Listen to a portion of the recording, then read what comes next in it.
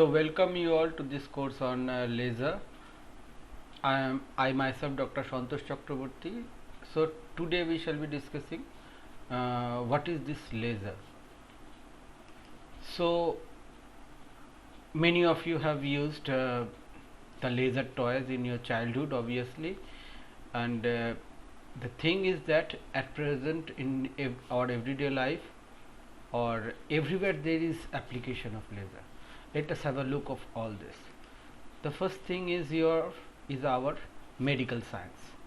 In our medical science, we are using this laser beam for breaking up gallbladder stones and kidney stones. Not only that, retina operations are done using laser beam. If there is a broken tissue in the retina, then it can be healed using the laser. Cancerous cells can be destroyed, or precancerous cells can be destroyed. Even the capillaries can be healed using a laser beam. So in medical science there are a large number of applications, obviously. Not only that, in industry laser beams are used to drill tiny holes in hard materials. For welding and machining, laser is also used. Not only that, say for example you have a very highly precise experiment spanning over 100 square meters. So and you have 100 of detectors.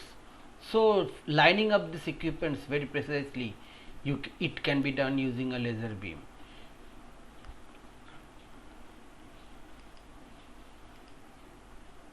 Not only that, in our daily life we are using laser. For example, our barcode reader uses laser beam. Not only that, our printer, our DVD writers, they are using the diode lasers. Even even for digital communication, short pulses of lasers are used. Holography, and these are not just all. In defense systems, lasers are used in huge ways for range finding, for target fixing, for even laser can be used for destroying satellites. High power lasers can be used for those are called death rays.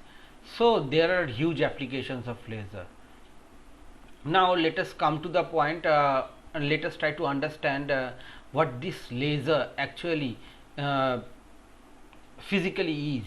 So in order to understand this laser, we need to understand different terms. So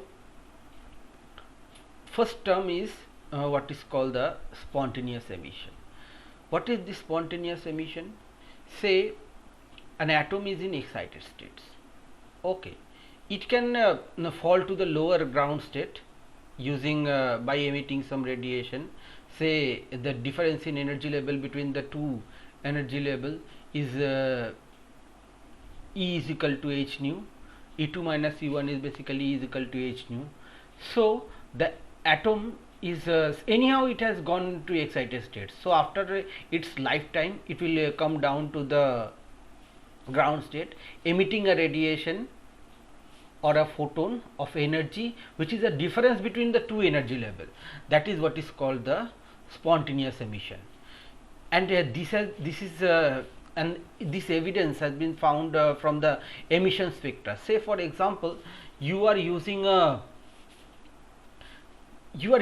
a gas. So the emitted spectrum is not continuous. Even for a sodium vapor lamp or for the neon lamp, you are getting some lines rather than a continuous spectrum, and so this is the evidence of spontaneous spectrum. The emitted spectrum are actually they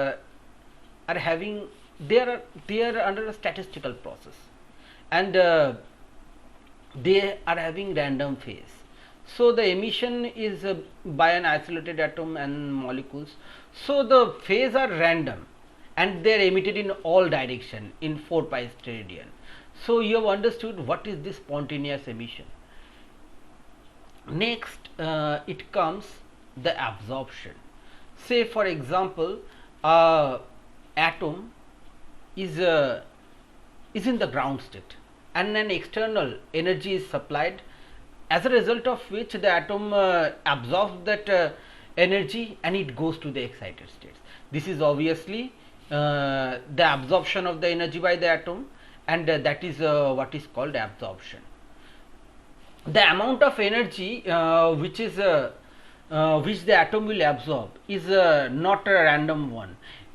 It is determined by its energy level.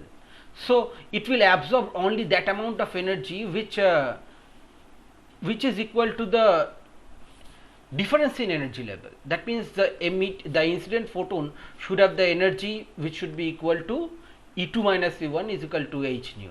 That means the photon energy should be just equal to E2 minus E1. Otherwise, it can't absorb. So, and this is evidence from the absorption spectra. Say you have a heated gas, okay, and you are passing a white light. At the end, at the other end, you shall not be seeing the white light. Rather than there will be some absorption lines. So this is what is called absorption. So you have understood what is spontaneous emission. That means atom goes to the excited states and comes down to the ground state randomly and emitting radiation in a random manner. Similarly, in absorption there should be an external agency to excite the atom from the ground state to the lower, from the ground state to the higher excited states, and that is a phenomena. So these are the two phenomena obviously we can think about, but there is a third phenomena. So Einstein showed that there can be another process which is called the stimulated emission. Now let us try to understand what this stimulated emission is. When a photon, say it is in excited state, anyhow it has gone to the excited state by absorbing a photon or anything, so it has gone to the excited states. So and you are incidenting an photon on the system. So the Einstein proposed that the photon, the atom in the excited states can come to the ground state with the stimulus of this external photon. So that is what is called stimulated emission. That means the atom was in excited states and it is coming to the ground state with the stimuli from the external photon, or it is getting stimulated. That is why it is called stimulated emission. So you are getting the point. There is another point. That means you are incidenting a single photon and the outgoing photons are multiple in number. So if you are incidenting a single photon, the outgoing photon are multiplied. That is the thing. So and they are in same phase. That is the point. So you are understanding. So let us just recapitulate what we have discussed till now. Till now we have discussed the various uses of laser and how they are everywhere in our life, or what are the applications, the immense application of laser. Then we have understood what is absorption, what is spontaneous emission, and what is stimulated emission. Thank you.